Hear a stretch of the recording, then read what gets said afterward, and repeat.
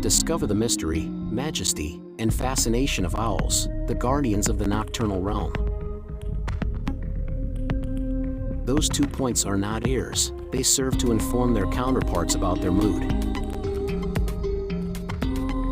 The owls look for their mate as night falls. To control a large hunting territory, the owl rotates its head 270 degrees in both directions. Their feathers have frayed edges. This allows them to swoop down on their prey silently.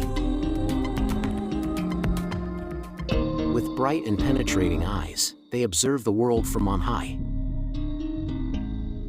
It swallows its prey whole and then regurgitates the indigestible parts, a mass of bones, feathers, or teeth.